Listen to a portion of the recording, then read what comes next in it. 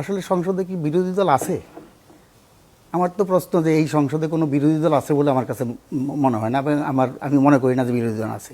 তারা সবাই মিলে সমঝোতার ভিত্তিতেই আসলে বাস্তবে একটা নির্বাচন হয়েছে। এই সমঝোতার ভিত্তিতে নির্বাচন না হলে এখানে জামাত ইসলাম সহ তাদের 11 দলীয় জোট, তারা আজকে স্বাধীন বাংলাদেশে এটা নজির নাই। এবং জামাত ইসলাম প্রতিষ্ঠিত হওয়ার পর 1941 সালে পাকিস্তান, ভারত এবং বাংলাদেশ তাদের এরকম পার্লামেন্টে আসন পাওয়ার কোনো নজির নাই। পাকিস্তানে 4টার বেশি তারা সিট পায় না, ভারতে কোনো পার্লামেন্টে তাদের সিট নেই, বাংলাদেশে তারা এককভাবে ইলেকশন করলে ইতিপূর্বে 3টার বেশি সিট পায় না, বিএনপি সহ জোট করলে তারা 18টা সিট পায়। এই মুহূর্তে তারা জোটবদ্ধ হয়ে 78টা পার্লামেন্টারি সিট তারা উইন করছে। এটা আসলে তাদের আসলে নির্বাচনের মাধ্যমে সেটা হয়েছে বলে আমরা মনে করি না। এটা একটা সমঝোতার ভিত্তিতেই তাদের নির্বাচন, সেই নির্বাচন। এবং সেটাই দেখলাম যে পার্লামেন্টে অভূতপূর্ব, সরকার দলীয় চিফ হুইপ তিনি বললেন যে এইটা একটা অভূতপূর্ব সংসদ, যেখানে সরকারি দল, বিরোধী দল সবাই মিলে আমরা সম্মিলিতভাবে এখানে কাজ করছি। সেটাই দেখা যাচ্ছে।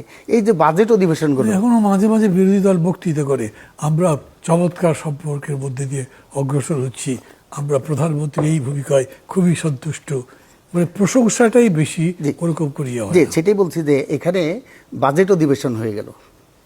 এই বাজেট অধিবেশনে বিরোধী দলের পক্ষ থেকে বাজেট নিয়ে তাদের কোনো কথা, কোনো বক্তব্য সেটা আমরা শুনলাম না। কেন কৃষি খাতে বরাদ্দটা বাড়লো না, কেন শিক্ষা খাতে বরাদ্দ জিডিপির 2% অতিক্রম করতে পারলাম না, কেন সামাজিক সুরক্ষা খাতে যে বরাদ্দটা আর বাড়লো না, কেন শিল্প খাতে বরাদ্দ বাড়লো না, কেন শ্রমিকদের রেশনিংয়ের জন্য থুক বরাদ্দ থাকলো না, এই ধরনের কোনো কথা এখানে নাই। এবং কর্মসংস্থানের জন্য কোনো নির্দেশনা সেই বাজেটে নাই।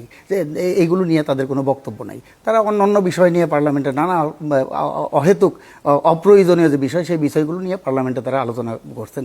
এবং তো নানা হাস্যরসেরও যে উদ্রেক, সেই উদ্রেক এগুলো করছে বিরোধী দলের পক্ষ থেকে। তো সেই জন্যই আমরা বলছি তারা মাঠে এসে আবার গরম করতেছে যে মাঠের আন্দোলন, এটা করবে, আন্দোলন করবে, সরকারের পতন ঘটাবে, ইত্যাদি ইত্যাদি বলতেছে।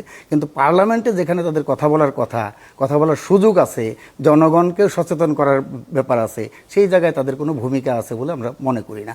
এটা 2,72,000 টাকা খরচ করে প্রতি মিনিটে যেই পার্লামেন্ট সেশনটা হয়, সেই সেশনে এই ধরনের বাহুল্য আলাপ আলোচনা করে সময় কাটানো এবং জনগণের ট্যাক্সের টাকা সেগুলো ক্ষতি করার যে নজির, সেই নজিরটা এখানে আছে। Thank you.